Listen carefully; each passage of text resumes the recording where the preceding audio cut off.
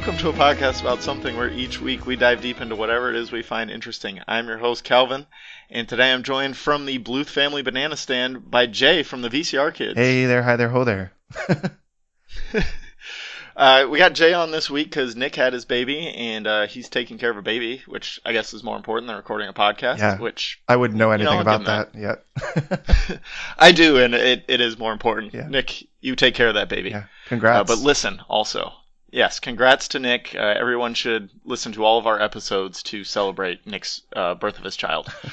But we got Jay back. Usually we're doing Harry Potter, but today we're talking Arrested Development. We're just going to kind of do, I guess, like an overview of all of Arrested Development. Not too specific, but we'll probably get pretty specific too if we feel like it. Yeah, I feel pretty good about this because I don't know if you noticed the last Harry Potter episode. Aaron, really, you guys just outshined me completely. Whereas like this is more my area of knowledge. All right, good. We taped the intro 4 times now, and we got there, but we're ready to roll. Let's just start with, with Arrested Development, did you start watching like right when it came out or more after it became a cult favorite? I remember seeing the previews come on because it came on Fox, and my family was really big into watching football, and so like whenever anything came on Fox, they would advertise it a lot. So I I remember that, and I remember my dad watched a couple episodes of it. But it came out, when did it first air? 2003? Is that right? I think it's 03. Yeah, I think the original one was like 03 to 05. Okay, yeah. I got into it probably right after that, probably right after it ended, because we had gotten, this was like right when I had found Hulu, and this was before you had to pay for Hulu, like when it was a free thing. Right, yep. And so good old days. Yeah, they had all the seasons up on there, and so I just binged it then. So it was probably like right around like maybe senior year of high school or like freshman year of college when I first saw it. Then I went and got all the DVDs and did several rewatches. Right. Yeah, it's definitely not something you can just watch one time. Yeah, no. Because like you get to season 3 and they're still making jokes from season 1 and you've forgotten what the original joke was and you have to go back and rewatch it then.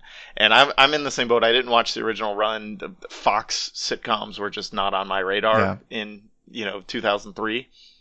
I started watching it because I used to read this website called 11 Points. I don't even know if it's still around. I mean, it still exists, but I don't know if it's being kept up anymore. Is that the one that did like recaps?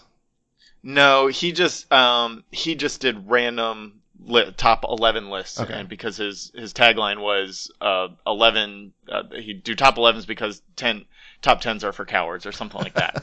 And basically every list he did referred back to Arrested Development somehow. Like they would be the most random things, but they'd always refer back to Arrested Development. So between him and this guy I worked with at the time, it was 2009, 2010-ish.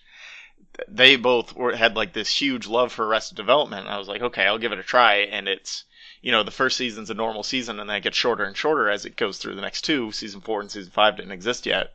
And I was like, okay. And I didn't have much else to do. And I watched it and watched it again and watched it again. And it's one of my favorite shows now. And I can't believe that I missed it for so long. Yeah.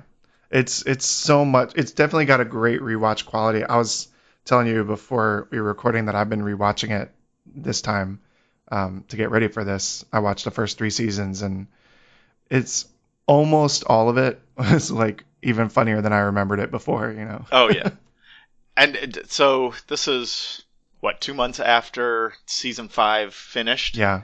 So right before that I had done my seasons 1 through 5.5 rewatch. And like it's nonstop. Even 4 and 5, when it goes downhill a little bit, there's still enough there to keep you coming back. Yeah. And we're gonna kind of frame this as comparing the first 3 to 4 and 5 because they're kind of different things. They're not the same show anymore, but you still get a lot of the same stuff out of 4 and 5. Yeah, I guess. You get some of the same stuff out of 4 and 5. It's good I think it's good if you kind of hit it in that sweet spot, but I don't know if anyone, like if I introduce someone to it now, I don't know if I would show them 4 and 5, I don't know. Right. Yeah, you would say like, okay, watch 1 through 3, and then if you feel like 4 and 5 exist. Yeah. But they're not appointment viewing by any means. Kind of like Community, where you're like, all right, watch seasons 1 through 3, don't watch 4, maybe watch 5. I don't know. I gave up on Community after season 3, and then like I came back in season 5 at one point once Dan Harmon got back. And so you got the like best I was completely episodes. lost. Yeah, I was completely lost on anything that happened in season 4, which like that if Dan Harmon had it his way, that would be the way he'd want it. Yeah. And then like they went to Yahoo in season 6, and I was just like, I think I watched the first episode, and I was like, it's too hard to figure out a way to watch Yahoo comfortably, so I just didn't do it. Yeah. And then Donald Glover was gone, and Chevy Chase was gone. It was just like, this isn't the same show anymore. Yeah. It really wasn't. But that's not this show. No, we're not talking about Community. Maybe some other day. We'll talk about all the great paintball fights of Community, but we're not doing that today. So who's your favorite Bluth or slash Funke? I mean, the fact that you put And why? slash Funke on there makes me think that we might have the same answer to this. Yes. It's got to be. It's honestly, it's a tough. I'm tied. And this is two. for seasons 1 through 3. Yeah. Because they're a different thing. I think I would, after rewatching it this time, I would definitely have to say Tobias for sure. Yes, it's Tobias. I completely agree. Although I have a real special spot for Buster. Buster gets me sometimes. Really? Yeah. Buster can. So Buster's actually my least favorite in the original 3. Oh, really? I guess maybe Mrs. Bluth, but yeah, I think Mrs. Bluth is funnier than Buster. But Buster had the best like running gags or like they're not even running gags. The scenes were like behind the scenes things. Yeah, Yeah. where he would just be like staring from the next bedroom and stuff. Right. Yeah. His I'll neither be seen nor Yeah. heard. Like just kind of. He was the best background character. If he wasn't the focal point of whatever conversation was going on, if you were watching Buster, you'd always laugh. Yeah. But like when he was the focal point, like it just wore thin a little bit with like the like Lucille 2 stuff. The mother boy stuff and Lucille 2, yeah. Yeah, I can see that. But we're not here to talk about him yet. Let's talk about Tobias. Yeah. Have you ever heard the theory that Tobias is an albino black man? No. It's hilarious, and it lines up with so many different things. So, do you remember when Tobias and Lindsay both set up a date with the personal trainer Michelle? Yeah. And it was either with him or with Carl Weathers. He thought it was weird that Lindsay would, or no, it was Ice. Sorry, Ice, the bounty hunter. The bounty hunter, yeah.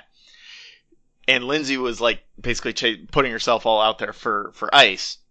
And Tobias like has this comment that he's like, it's so weird that she would go after someone so physically like me. And so it's like between that and like the man inside me, if you look at the cover of it, it's like the when he has, larger like, the shadow afro that's and black. stuff. And then the smaller picture is like a white thing inside a black shadow kind of thing. Like, oh, yeah. There's all these little, look it up of Tobias being a albino black man, because it kind of fits. But all the stuff with the Blue Man Group is just fantastic. Yeah. And constantly missing out his chance. And then George Sr. takes his chance on the Blue Man Group. The Never Nude stuff is fantastic. All of his, like, so little known fact about Jay is I grew up, I was actually a theater major in college. So I like grew up doing like acting stuff. And so like all of his obsession with acting and like that has always struck me as Have you ever picked up a magazine of lawnmower parts Tractor and parts. thought they were acting parts? Yeah. Look at all these parts. Look at all these parts. And sat on a couch that's just randomly there. Yeah, no, I think and his whole thing with like recording himself and like it's like, well, I don't see how you could misconstrue that.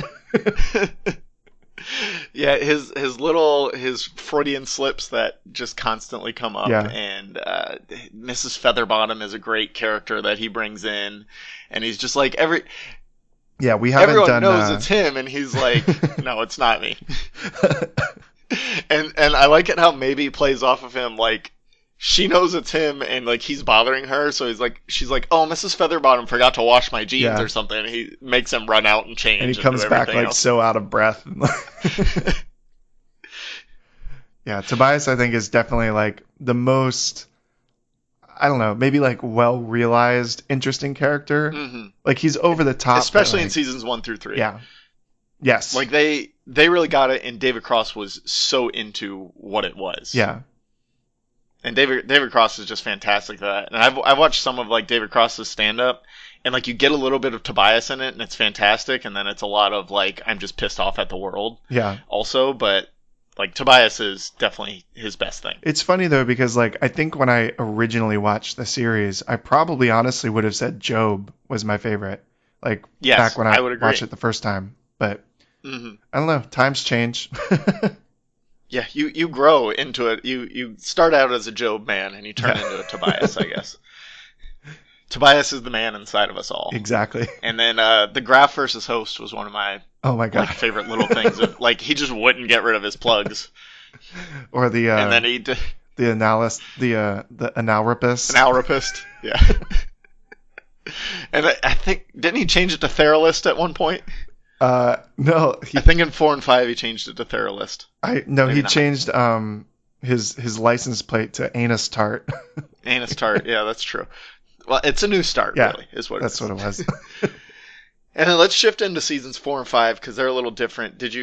Is your answer still Tobias, or did you find yourself more drawn to somebody else? No, in 4 and I felt 5? like in 4 in particular, well, I guess in both of them, that it seemed like he was like the most playing the part, like not really like in the part anymore, you know? Yeah, they kind of lost Tobias. I have him as my least favorite in seasons 4 and 5. Yeah. Tobias, just like they sent him off on this thing with his kid, and Lindsay wasn't there for a lot of season 5, and without Lindsay to play off of, like I think he loses a lot without Lindsay there. Yeah. To like roll her eyes at him every time he says something. And like he's not around Michael. Michael does the same thing.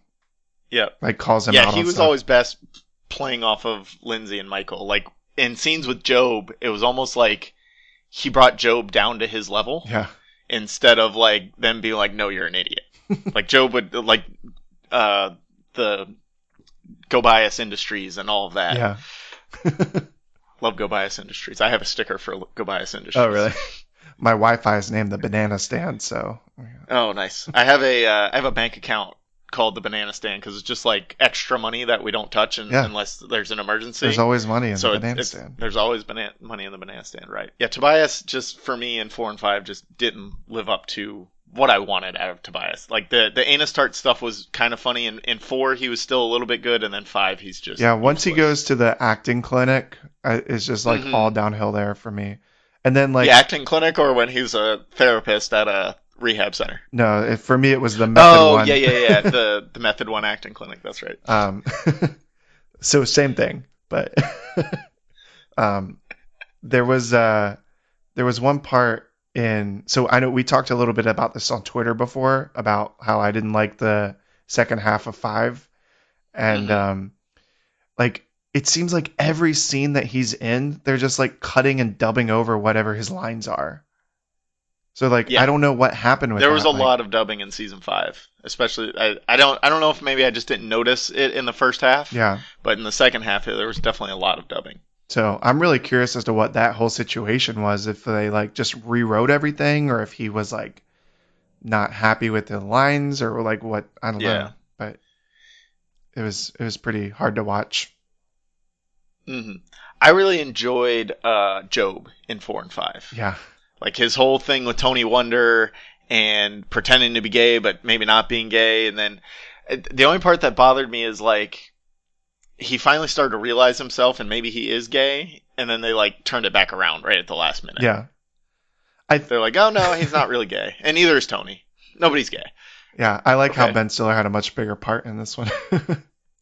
Yeah, Ben Stiller definitely filled holes that I think were left by Lindsay a little bit. I was gonna say, I think that probably for me in 4 and 5, I think maybe really carries it more than anyone else. Maybe does really good, yeah. I think that's so everybody else kind of grew beyond Arrested Development. Mm-hmm. Maybe David Cross might not have, and Portia de Rossi didn't really, but she's done with that. Like she's been done with acting. Yeah. It's kind of her thing.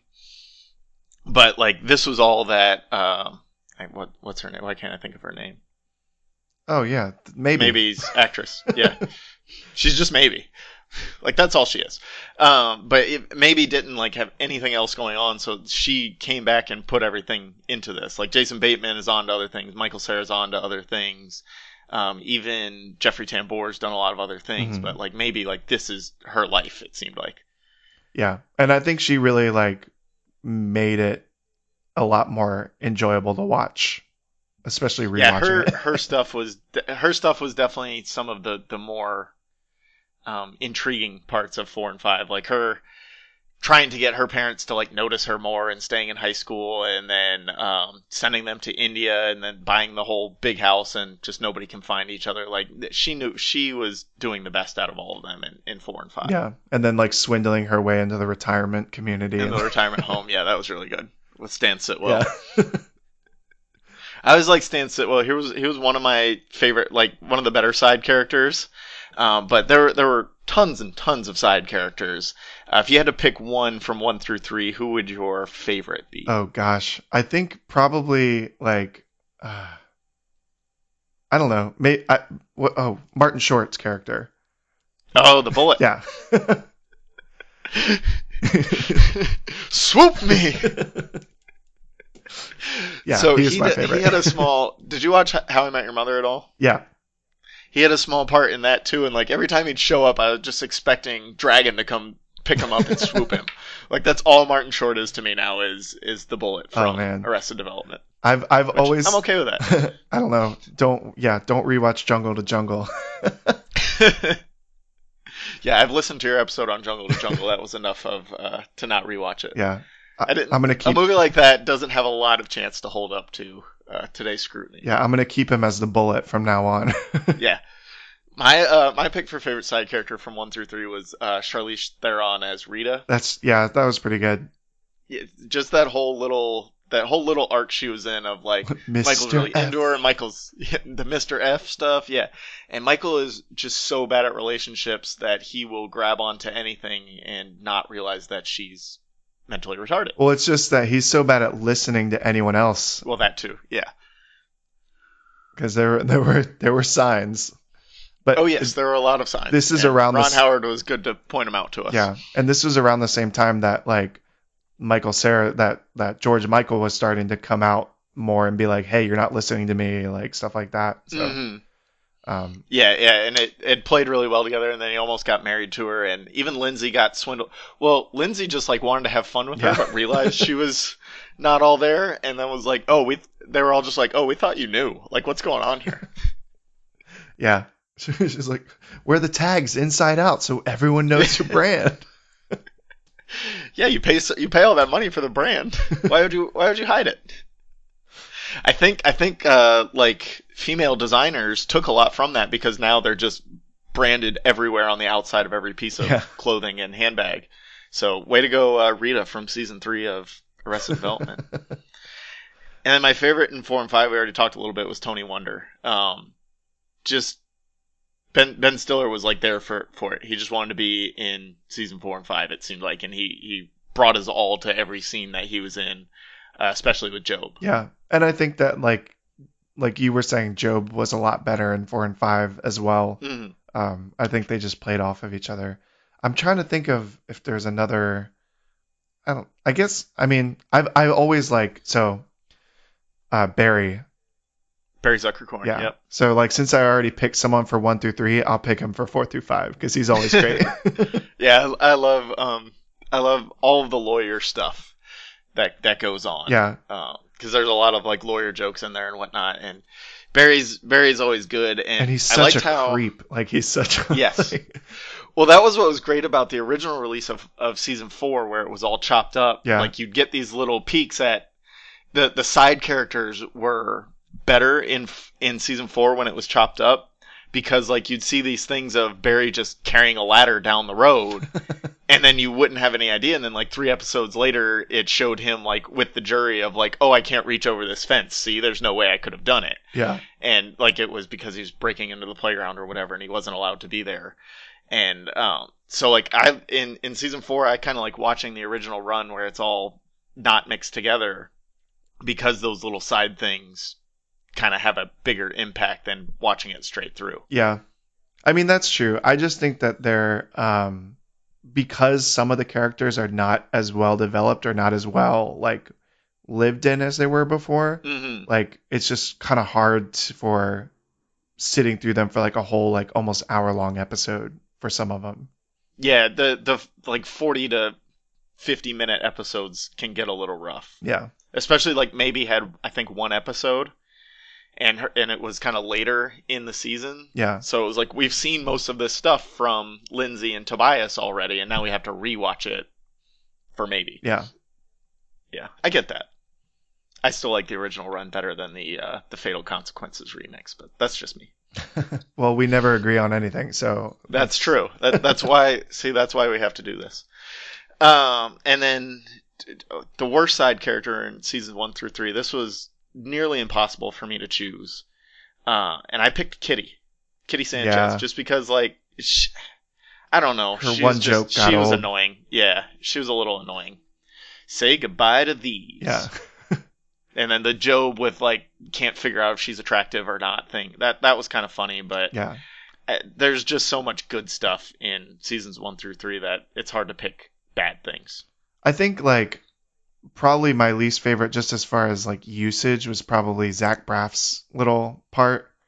I don't really like Zach Braff, so I just kind of put him out of my brain. Yeah. Anyways, I don't like him now, but I love Scrubs, and I'll always love Scrubs. So like I've never seen an episode of Scrubs, and I don't intend to. I just don't like Zach Braff. Like he's annoying. Yeah.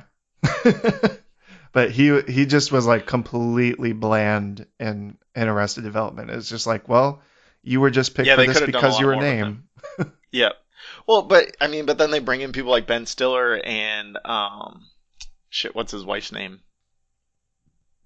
That was Sally Sitwell. Like they bring and Charlize Theron even like, and they give it their all because they're only in it for like 2 or 3 episodes, and it's so great to see him pay off. And like you said, it seemed like Zach Braff was just kind of mailing it in until they pulled down his pants and he got to be an ever nude. Yeah. There are dozens of us. Literally dozens. Oh, I didn't see you at the conference last year. And then, so in 4 and 5, it was a lot easier to pick a worse side character. And hands down, I picked 2. It was Debris and Murphy Brown. Yeah. Basically anybody around Tobias. Yeah, 100%. Because they're trying to fill the Lindsay-shaped hole and just nothing did. Yeah. And I was pretty disappointed in that because I feel like Kyle Mooney has been so like I love his really weird humor. Like yeah, he can be really funny. Like those parts in SNL where it's like, oh, this is definitely a Kyle sketch, where it's like a weird sitcom where everyone's like reading their lines awkwardly or something like that. Like that is the only thing that makes me like SNL. Almost feels like he showed up to do that in season 5, but nobody else got the memo that that's what they were doing. Exactly. Yeah. I did like at the end of season 5. I thought they were actually gonna like it was gonna pay off that he was in there the whole time and like he had figured out fake block, and I was like, okay, that makes his whole character worth it if like he's just useless the whole time, but actually he knows fake block. Yeah. And then it wasn't. He just deletes people's data. Yeah. So I was like, I thought it was gonna pay off, and then it didn't, and then it's just like, okay, yep, he was completely useless the whole time. Thank you. Yeah, and I mean, I think another big part of it is I remember when I got the DVDs. And I was watching them. They had like all the behind the scenes stuff and the commentaries. And this was when I was in college, so I had time to watch shows with commentaries. You have a lot of time to do all that. Yeah, I spent a lot of time watching the notes about nothing on episodes of Seinfeld in the same way. But I remember them talking about like the stuff with Iraq and the stuff with the housing crisis and like all this. That's not Iraq. Those are balls. Yeah. Well, they just kind of like stumbled into stuff in the beginning. Like it just like happened that all this stuff went down, like because they had written the shows so long before they aired, and it just happened that they were topical to a certain degree. Right. Whereas I feel like in the newer ones, they were really trying to make it topical and make it a commentary. And well, yeah, in 2013 they did the whole thing with the wall and getting the conservative politician to build the wall and all that, and it's like, if they had just held off for 3 years, like they'd have had their show. Yeah. And we got a little bit of payoff from it in the second half of, season 5, but they were still pretending they were in 2015, so it didn't. They tried to bring Trump into it and do all this stuff with him, but it hadn't really gotten to that point yet. And all the fake block stuff and all. Yeah. Yeah. Yeah, they brought Anonymous in for like one scene and then they were just gone. And yeah, it was, they just, the jokes, the long form jokes didn't seem to have the same payoff in 4 and 5. Yeah, not at all. And it makes it hard to rewatch 4 and 5 for that reason. Yeah, and I think it'll be even harder like the longer down the road it is. Like if you decide in like 5-10 years to just rewatch everything, I don't think it's gonna hold up the same way. No, I don't think so either. Like I think I don't know that there's a reason to rewatch 4 and 5. It doesn't matter. Like it doesn't feel like the same show. Yeah.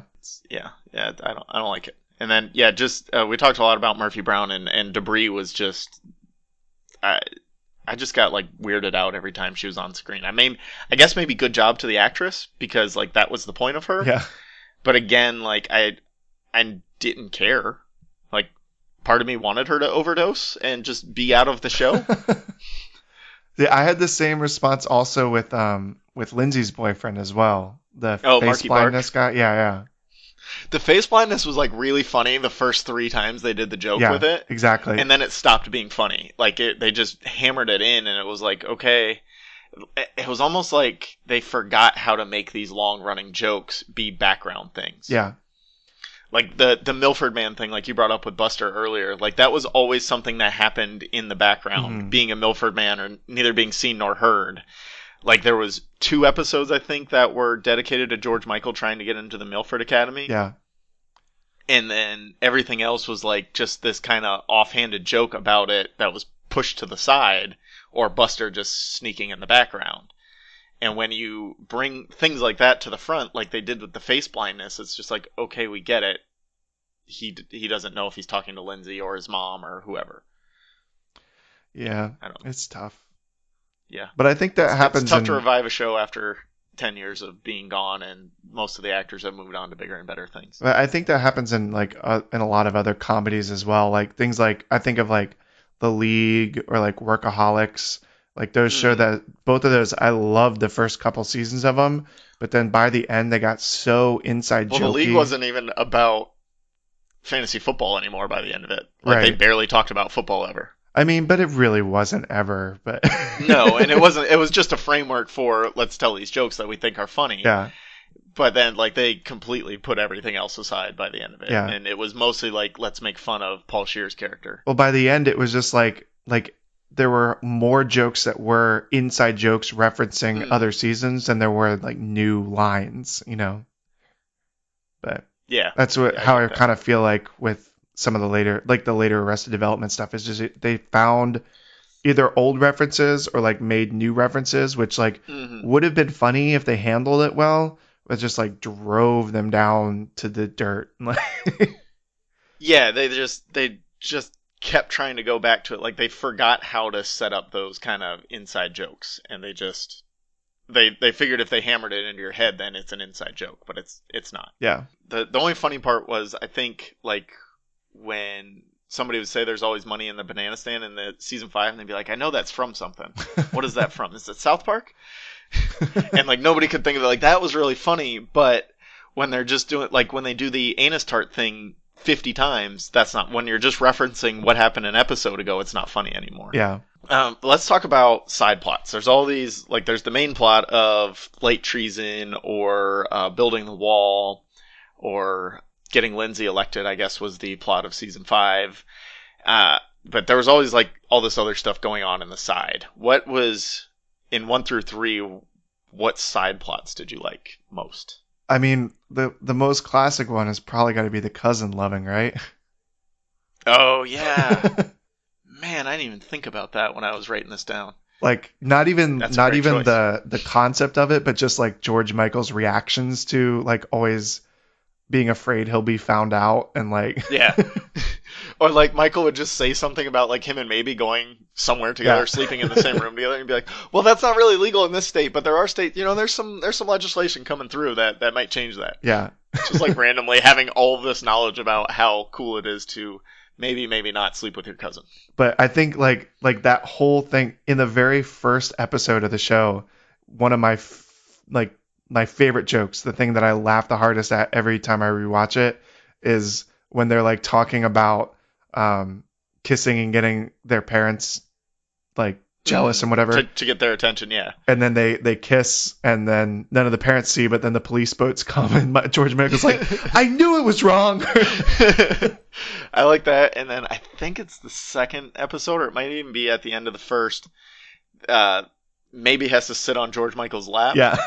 and like they hit a bump or something, and Ron Howard's talking, doing narration, and Michael just goes, "Watch out, bumpy road ahead," and it's kind of underneath the narration as maybe is sitting on George Michael's lap. Like when they're in the stair car, and he's like, "Oh, I'm just gonna stay here and look at the sunset." She's like, "Wouldn't it be out the rear view mirror?" He's like, "Well, it looks closer that way." Yeah, there's a lot of good cousin loving stuff. And then, like, he's finally moved on. He goes to Spain, and then she comes right back into his life. Yeah. He can't get away from her. And then it even goes into she's in love with Steve Holt, who's also her cousin, and he's in love with her again, who's also his cousin. And Anyang gets thrown in there, and it just goes so deep and keeps coming back around on itself. Yeah. My favorite thing was all of the lawyer stuff. You already talked about Barry a little bit, but Bob Loblaw and his law blog is fantastic. I have a T-shirt that's Bob Loblaw's law blog. Yeah. It says "dropping law bombs daily" or something like that. Wayne Jarvis is fantastic. Maggie lies her ass off, fantastic. And then one of the what was it? What was he saying? He's like, I shall hide myself in the bushes. Yeah, I'll hide behind this door so they won't know I'm here. And he's a true professional. Yeah, he's a true professional. That's right. And then, like with Bob Loblaw, when Lindsay's trying to hire him as a divorce lawyer, but she's also trying to date him. Yeah. And like he's just like, I could get you off. And she's like, oh, I bet. And he's like trying to get her out of the custody or whatever. And then my favorite, like, kind of low key thing is Michael's maritime lawyer aspirations. And he wants to work on the defense, and in the mock trial with Judge Reinhold, he wants to be the defense lawyer and everything like that. My name is Judge. I didn't know that kind of technology existed. Oh, now that I do have a second side plot that just reminded me of Franklin. Yeah. It ain't easy being black. I caught this time on rewatching. He had a shirt on one of the pictures that said George Bush hates black puppets. I like when Buster puts on Franklin to replace his hook. I don't want to go to your country club. I don't even remember. I can't remember it off the top of my head. Your tight ass country club, you stank bitch, or something like that. And it's still the person talking. It's not actually Franklin, and they do it in the right. Like Job does in his regular voice, Buster does it in his regular voice, but it's Franklin. Yeah. And he gets on the witness list and everything. I always like the flashbacks to the trial of Captain Hook in Michael's song that he gets to sing. You're a crook, Captain Hook. So my kids, my 4-year-old, she really likes Tinkerbell. And so in that, we talk about Peter Pan and Captain Hook a lot. And every time Captain Hook is brought up, I just start singing that song. And my wife looks at me like I'm crazy. And my kids are like, what are you talking about? And I'm like, it's fine. Does your wife watch the show? No, and she bamboozled me when we first started dating. She was trying to impress me, and I was saying, like, my favorite shows are Seinfeld and Arrested Development and The Office. And she's like, oh, yeah, I really like Arrested Development, and just does not watch it. She's, like, seen a few episodes, and she's like, I don't get it. I'm like, well, because you can't just watch a couple episodes. You have to watch all of it all at one time. I think that's what killed the show, honestly. Absolutely, it killed the show. We weren't ready for it. No, you couldn't. There was no way to jump into the middle of season 2 and just be like, okay, I'm watching this. Yeah. Like The Big Bang Theory, you can turn on at any point and just be like, okay, I get it. These guys are nerds. She's hot. They don't know what they're doing. Yeah. But Arrested Development, it was like, if you jumped in at episode 15, you missed 15 episodes worth of jokes. Yeah. and you had to go back and watch it. So yeah, it needed to be released in like 2010 when people could just binge it. Yeah. And it wasn't, so. We're sorry, Arrested Development. And then There's Always Money in the Banana Stand was always one of my favorite things. Just the banana stand in general, Yeah. there being money in it. T-Bone. Mr. Manager, T-Bone, Mr. Banana Grabber, all of that. He's like, did you Should burn? never given up animation rights. Did you burn down the storage unit? Oh, most definitely. Definitely. He's great because he's in a couple episodes of The Office too, and he's always great in those as Yeah. Lonnie, Yeah.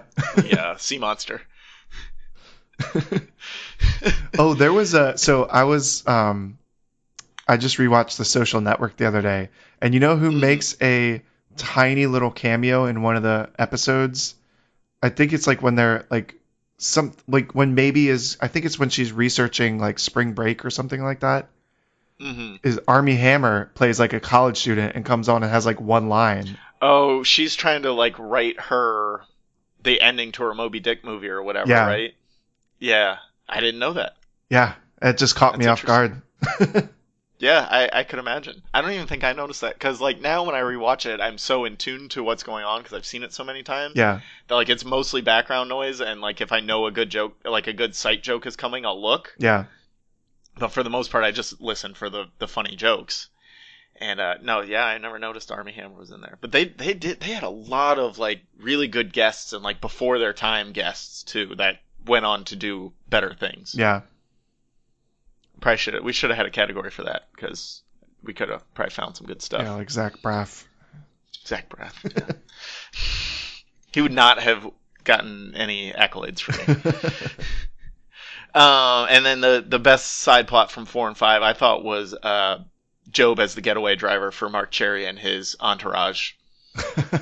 And just like how he got in there, and then he had his bees that had colony collapse disorder in the back of the limo, and I mean, we brought Debris back in there for a minute, but just the song that they made of Go Away, Get Away, and you got John Ralphio in there and everything, like that whole Entourage crew was pretty funny. Yeah. The way they were making fun of Entourage and what it was, like, I thought that was a good, like, just little side thing for Job to do until he reconnected with Tony Wonder. I think mine was probably the Forget Me Nows.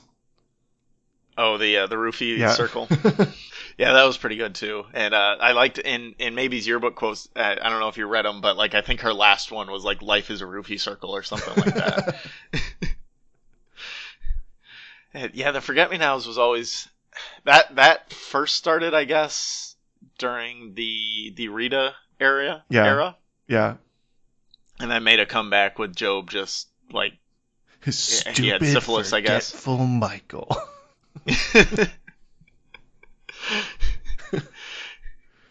And then for worst side plots in 1 through 3, I've got the For British Eyes Only stuff. Like I like the Rita stuff, but everything else going on with like Wee Britain and her caretaker and Michael thinking like that George Sr. was a patsy and all of that, like I didn't care. Yeah. I've never really thought the Anne stuff was very funny. Her? Yeah. I love the Anne stuff. Yeah, I don't know. I think it's I don't know. That was probably that was probably one of my top 5, I would say, of the best of season 1 through 3. Just I don't know, like they replaced her actress 3 times too. Yeah. And like they kept calling to that. The same with Marta.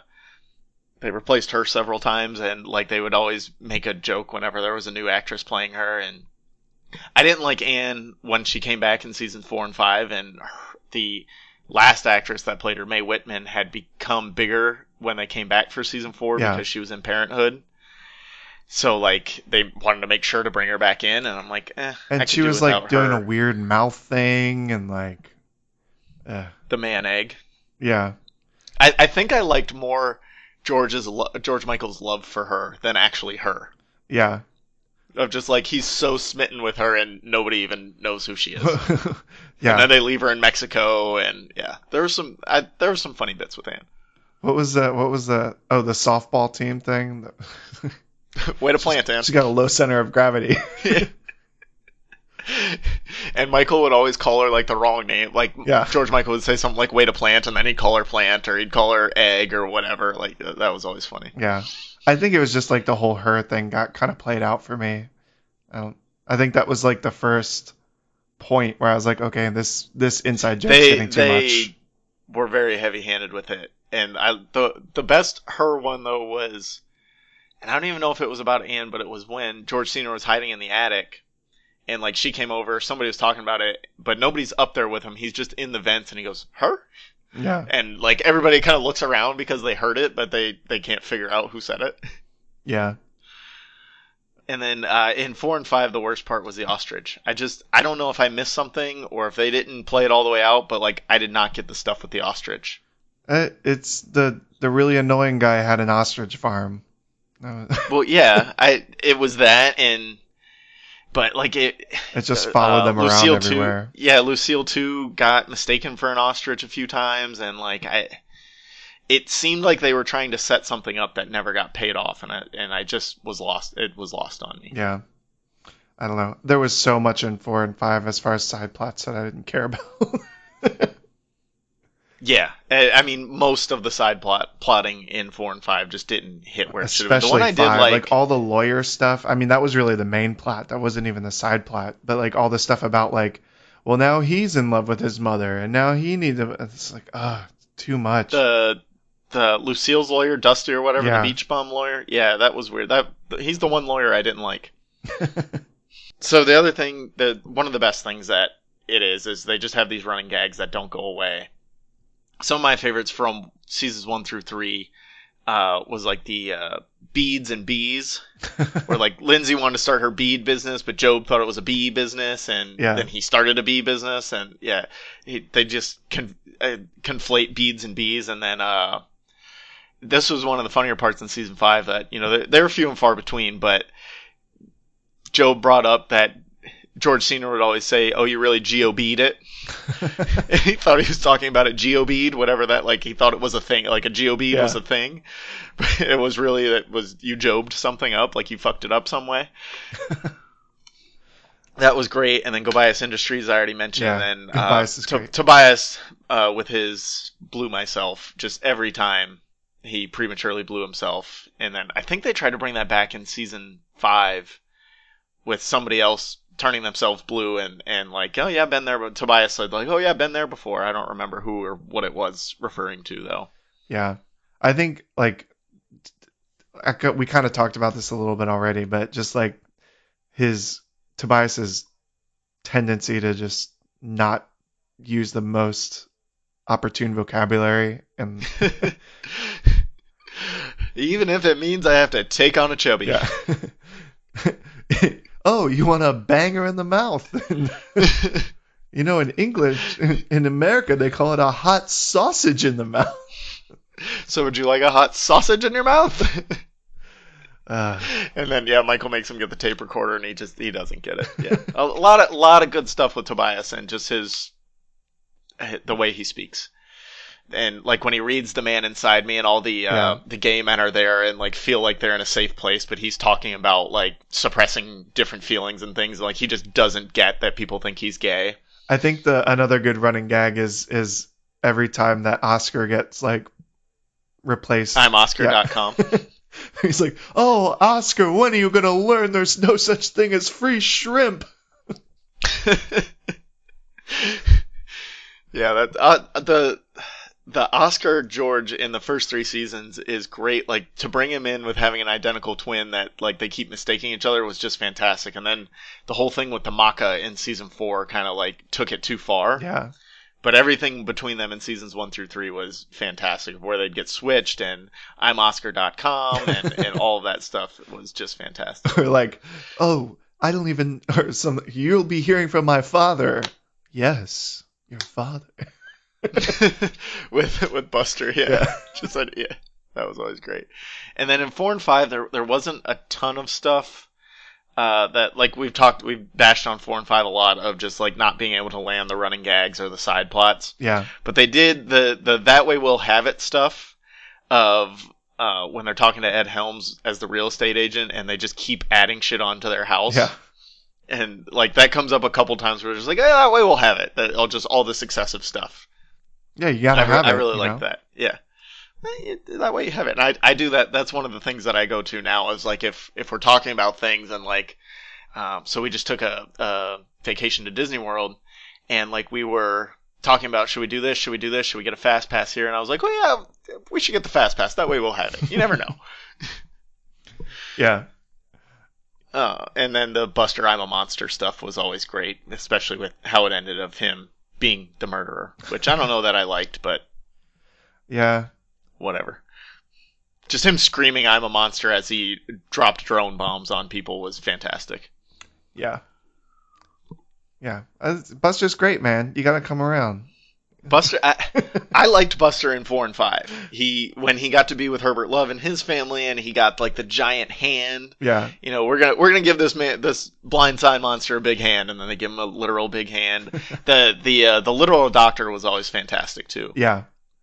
Yeah. I like when Buster. He's gonna be all right. I can't believe you guys are taking this so well. Yeah. If I'd learned my son had just lost a hand, I would not be taking it this well. I love this scene right after he gets the hook and he like is trying to like massage Oscar. He just like hooks him. That's great. And then when he gets the artificial hand and he like sets it on the oven, or he grabs the Jiffy Pop or something like that right off the oven, and Oscar's like, "What are you doing, you idiot?" Yeah. Oh, that was the cornballer. No, the cornballer. That's right. He just set his hand on the corn. Oh, the cornballer's fantastic too. Yo quiero cornballer. That's why George Michael has such a great internal clock. Yeah. That's just fantastic of them rebranding it as a timekeeper for like to get kids to sleep. Like, here, buy this huge fucking super hot thing to put next to your baby's crib. It's completely safe. I really like too when they had Seth Rogen and Kristen Wiig being like younger Lindsay and George, and they did like the Grinch Stole Christmas thing.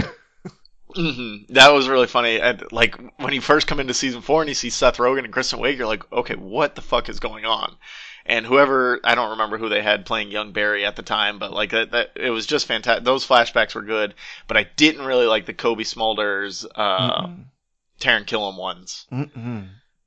And, like, I was just completely, I was like, did Seth Rogen and Kristen Wiig not want to do it? And then they tie it together in the way that, like, it's a true crime drama or whatever. Like, I was just like, come on now.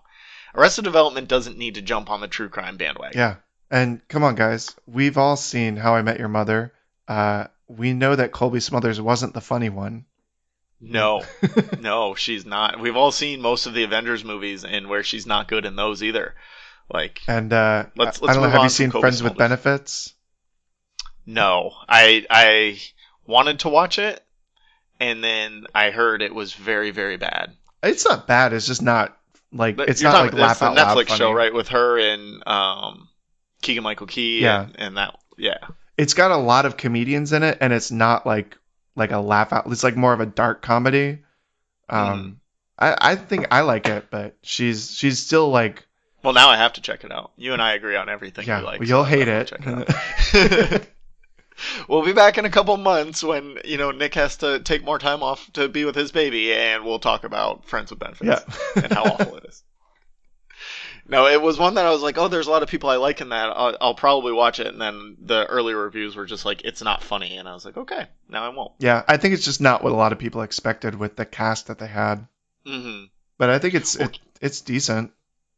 Well, Keegan-Michael Key is so good at doing other things than Key and Peele Yeah. that I think when people go into it expecting him to just be any of the characters from Key and Peele, like, you get upset. Like, you just want him to be outlandish, and when he's not, it leaves you going, oh, that wasn't what I signed up for. Yeah. But I really like Keegan-Michael Key in most of the things he's done. I think that I think Fred Savage was one of the best parts of it. And I think that the first season was kind of depressing. I mean, like, it's all a dark comedy. But I think that the second season was a lot funnier than the first season. But you kind of like have to know the first season to, you know what I mean? Yeah, it'd be like telling somebody like, "Oh, you got to wait for season 3 to get the Charlize Theron bit, but you can't just jump into season 3 because you like Charlize Theron. You gotta start at season 1." Yeah, I get it.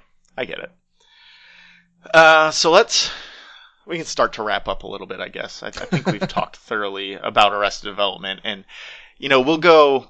At some point in the future, we'll go deeper on specific things from Arrested Development like we've done in the past with The Office and other things, because there is a lot of very specific things to go into on Arrested Development, but I wanted to start off with an overview.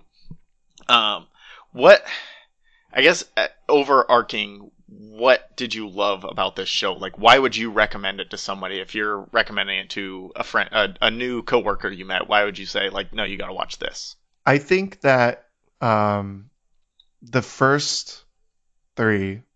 And yeah, let's just say if you're recommending seasons 1 through 3. Yeah. I think that it was just so well written.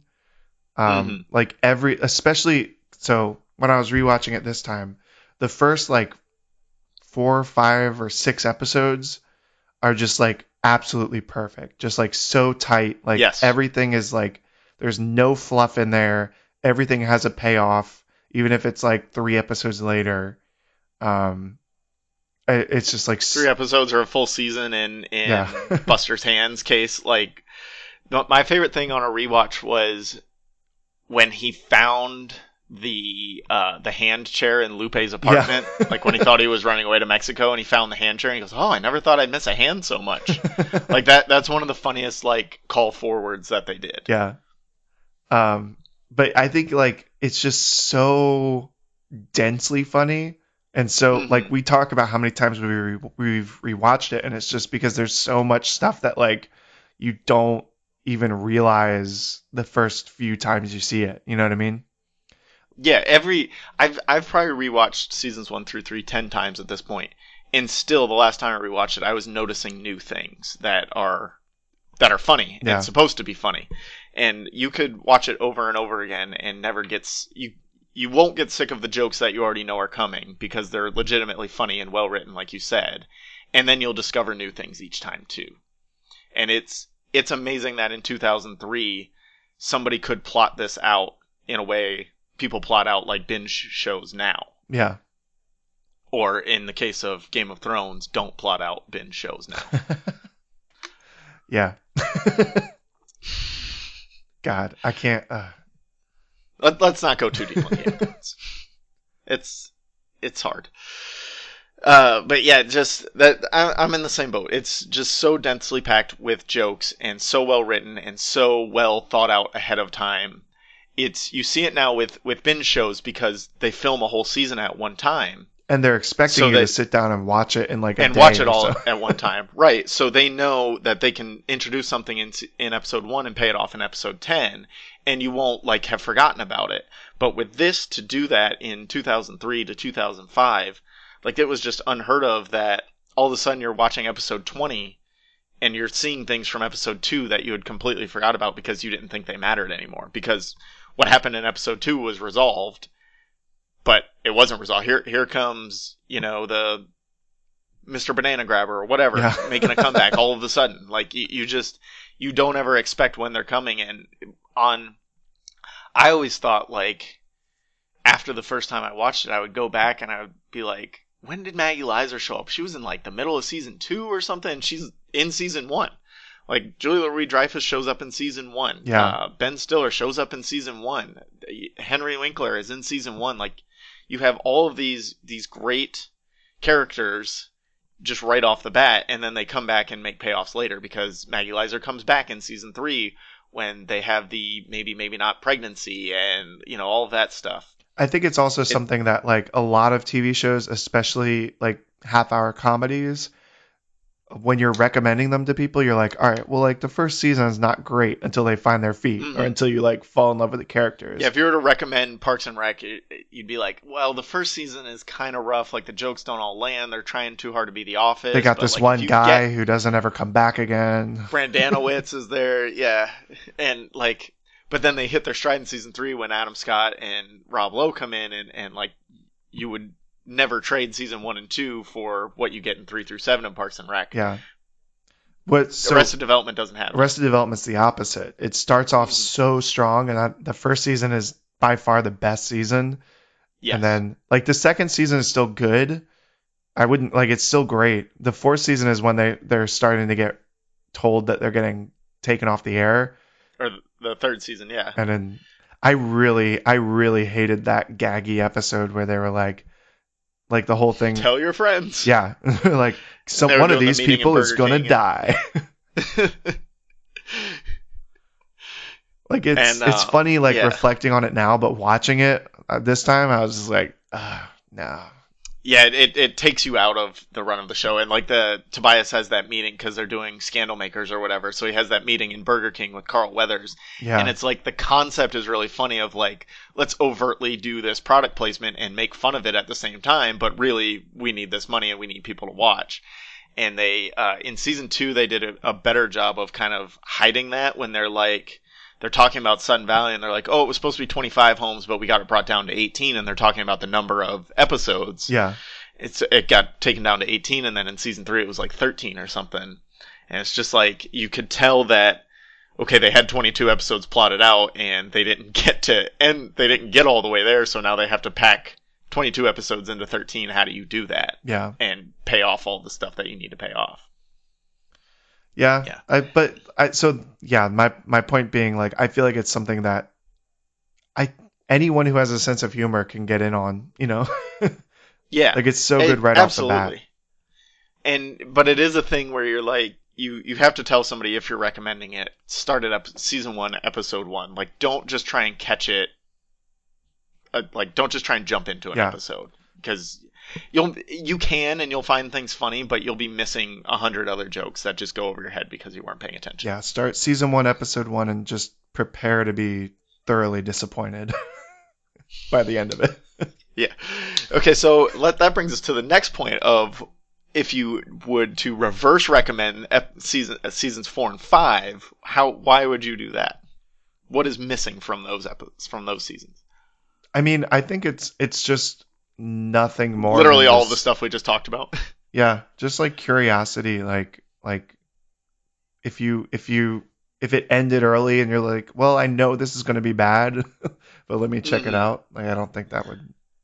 Well, and season 3 wraps up their arcs well enough. Like, you're fine with, Job going to a Iraqi prison and then them bringing him back, and George Sr. being acquitted or whatever, and like, that's all fine. We didn't need 4 and 5. Like, they did a good enough job completing it. And to come 10 years later and give us 4 and 5, it's just like, yeah, it's there, but it's not the same thing. Yeah, I would just honestly not ever recommend anyone watch it. No. One of the biggest problems, too, is George Michael became way too old. Like, things George Michael did when he was 15 were funny, but then they had him doing the same things, and now he's 25 years old or in college, if they want him to be, but he's still doing the Star Wars kid thing. He's still, like, it's not funny for Michael Cera's 30 at the time they're filming these. It's not funny to see him doing the things that it was funny to see him do when he was 15 years old. Yeah, exactly. There are like some points, because like I said, I'm like halfway through rewatching 4 right now. And there are some points that are funny, but like, I don't think they're universally funny. I think they're just funny because I like the show. Right. You know what I mean? Oh yeah. Whereas like if I was, they're funny because I've loved the show for like 10, 15, whatever number of years.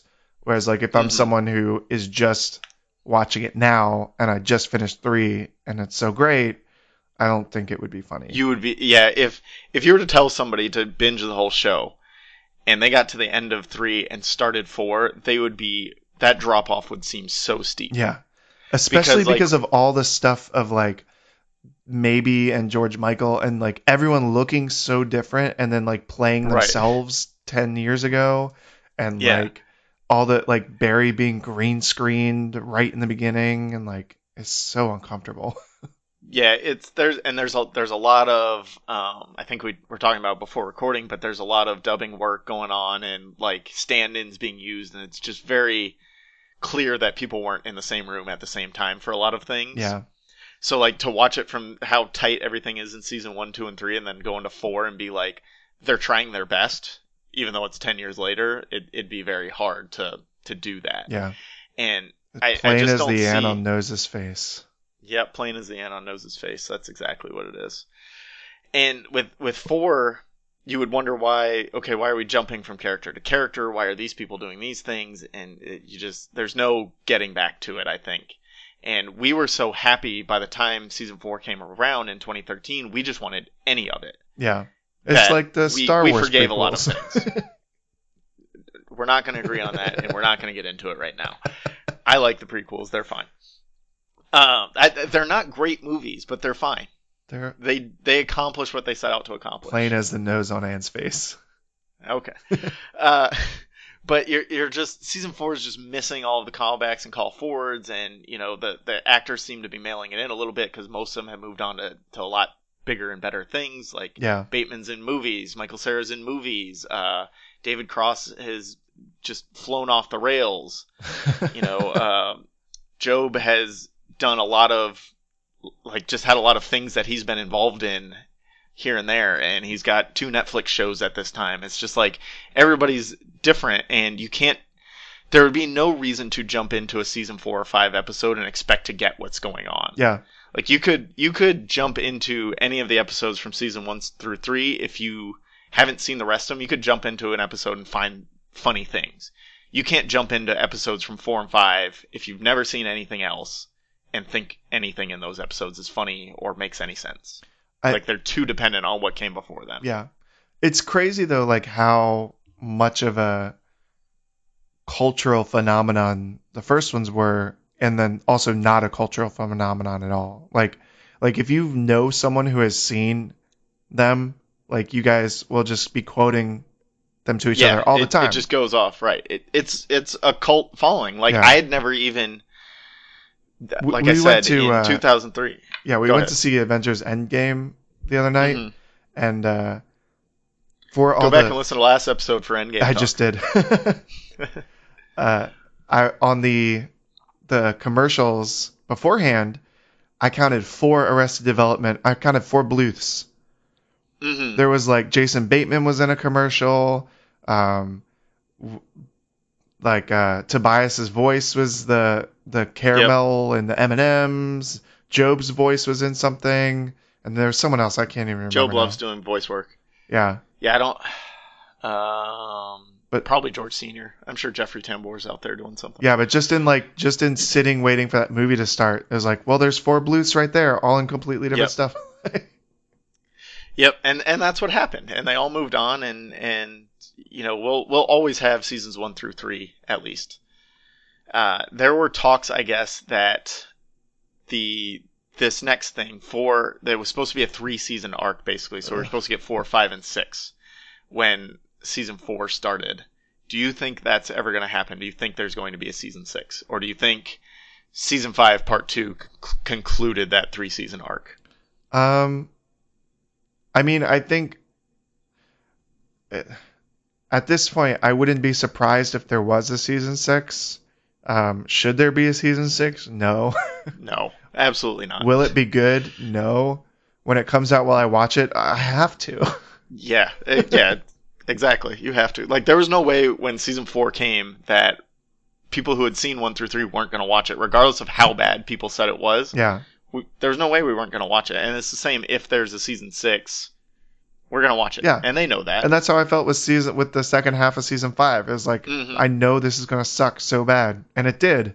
But I had to watch it. I didn't realize that, I'm not up on all the Ellen DeGeneres, Portia de Rossi, gossip, I guess. I didn't know that she had just, completely stopped acting and just wanted to go live with monkeys in Africa or whatever she's doing over there. Or feeding monkeys in Africa. I don't know what she's doing.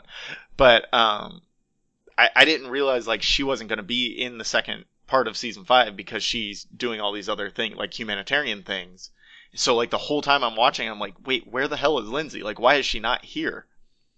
And I could just feel it that whole time. And I don't think you can go into a season 6 without her and with everybody else's minds being elsewhere. Yeah. It's rough. And yeah. And I think where it is now, the fandom is fine with it. Is okay, season 4 and 5 exist and they're good enough. I don't think we need to kill it because it is still culturally significant with people who have seen it. Yeah. And that's good.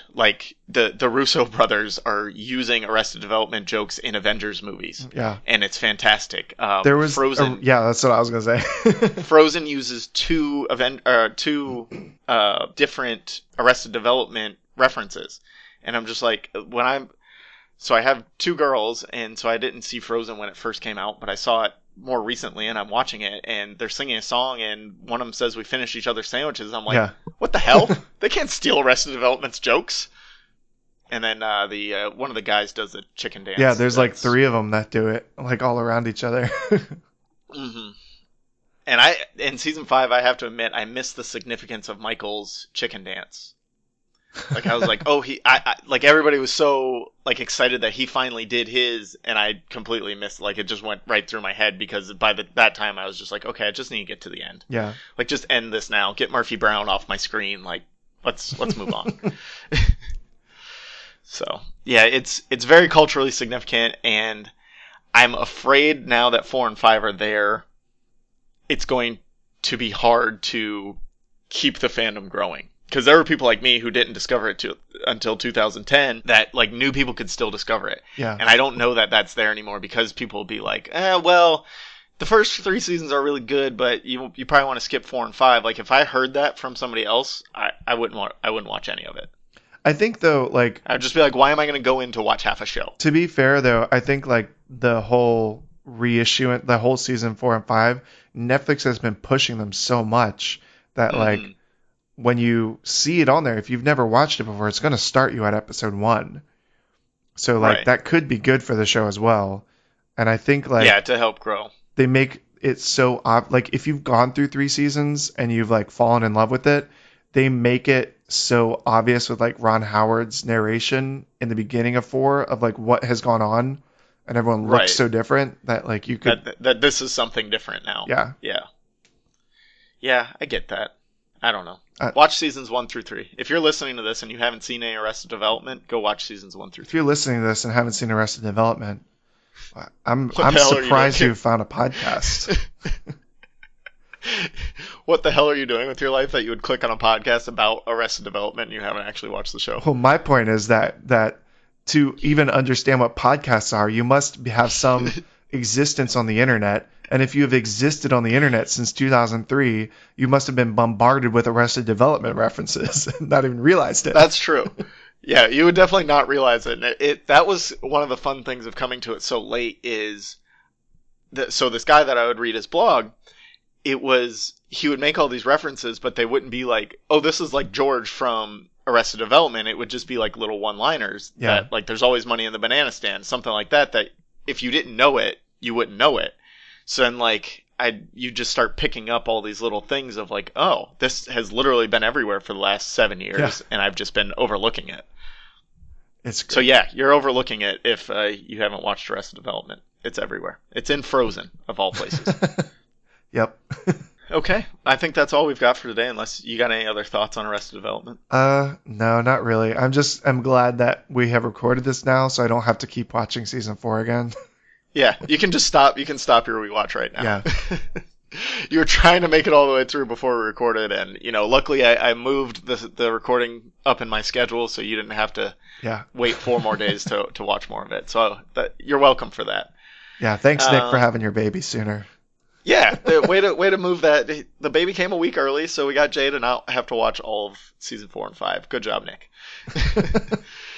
But Jay will be back sometime, I'm sure. In the meantime, tell people about the VCR Kids and the World of Nair. Oh yeah, so I'm from the VCR Kids. We watch movies from our childhood you haven't thought of in 20 years. When is this one dropping? Do you know? Next week. Oh, okay.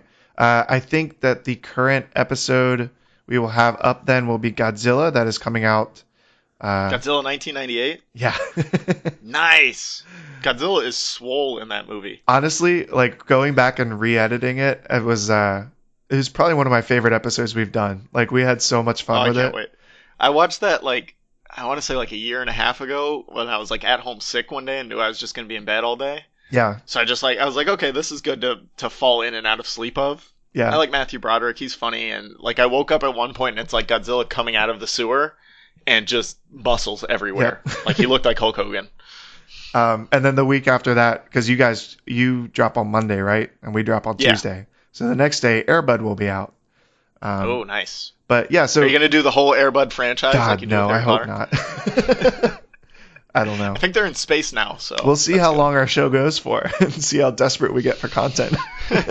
I think there's plenty of movies that you can come up with before Air Bud Space. Yeah. And then this summer we're planning on doing the Disney remakes. So we're planning on watching Aladdin and Lion King, and then the remakes, and kind of talking about the differences of them. Nice. So that'll be fun. That'll be good. Yeah. Yeah. And then I also run a D&D podcast called Nair. It's relatively new. And my wife, Erin, who's on the VCR Kids, is also on that, as well as some of our other friends. And if you're interested in D&D, or if you're not at all, but you like fantasy stuff, it's basically 5 friends who are telling a fantasy story together, and we crack each other up, and it's a lot of fun. So, yeah, check it out. Those out. A lot of great stuff from the VCR Kids. Just skip the Space Jam episode. And other than that, listen to everything else they've done. It's great. Thank you. I haven't listened to the new run of Nair yet, but I will, and I'm sure it's fantastic. Yeah, I feel more confident about this one. I like it a lot better as far as just sound quality and the vibe of the group and everything. It's a lot of fun to play with, and I think that comes across. Awesome. All right, thank you, Jay. Awesome, thanks. See you next time.